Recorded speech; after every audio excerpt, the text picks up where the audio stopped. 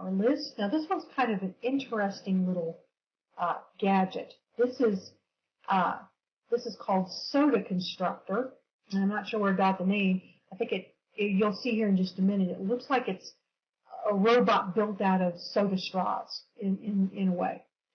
And there are parameters on the screen. This is a Java application that runs in your browser, and there are properties on the screen that let you adjust things like friction, gravity, and then the muscle strength parameters of this robotic creature, and then you watch how it reacts. So this is what a screenshot looks like. It looks very plain, but let's go have a look at it in person. And there's a good reason why I included this, and the reason is it's fun. It's a lot of fun.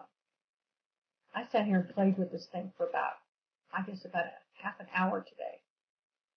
So as you can see, it has a very interesting little movement. Of course, it moves like a robot and goes back and forth. It bumps into things.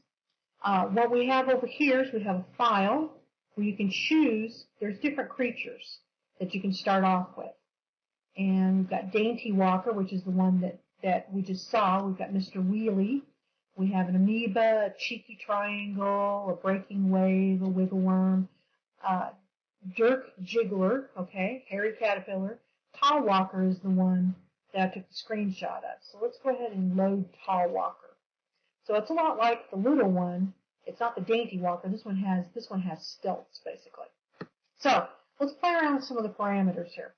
Let's first look at the drop-down list here. You have several modes. You can have the simulator mode, which is what we're in now. You can have the construct mode, and you can delete it and clear all and change the model area. I'm just going to demonstrate a couple of these. First, we're going to stick with the simulator, and let's play with some of the parameters. And these are found down here at the bottom left-hand corner of the screen. The first one is the gravity. The second one is the friction.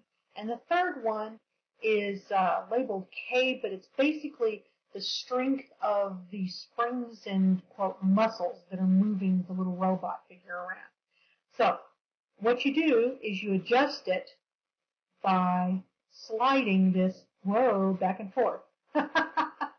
I think I've made the gravity just a little bit too much. Let's make the gravity little here.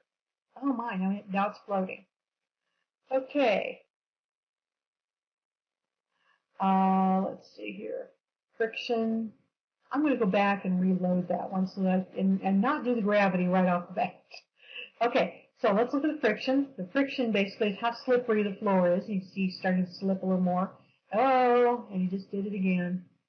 Yeah, this one has a hard time standing back up after he's fallen down.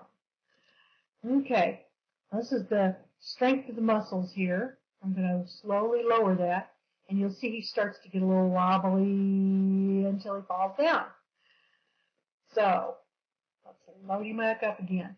This right here, you can adjust. See, it's just very, very mild wave. You can adjust the depth of the wave by pulling on it, and then that kind of determines what type of activity this critter is going to be engaging in. In this case, we have frenetic. And we can increase the gravity, increase the friction. So he's just sliding around now, decrease the muscle tone, basically. And so he's just kind of slowly melting into a blob. But what this does is it shows students what the effects of these forces are on three-dimensional objects. Let's just look at one or two of this Mr. Wheelie's kind of cool. He just kind of wheels around here. And if you give him a little less gravity, he gets taller. Give him a little more gravity, he goes down to the ground a little bit more. Give him more strength, he kind of turns faster. Give him less strength, he kind of slouches. Friction, he kind of wobbles around, he can hardly stand. So, like I said, these different shapes give different experiences of the way that the forces interact with the movement and the three-dimensional rendering of the object. So, like I said, I thought this was pretty cool, and I think that students would probably get a lot out of it as well.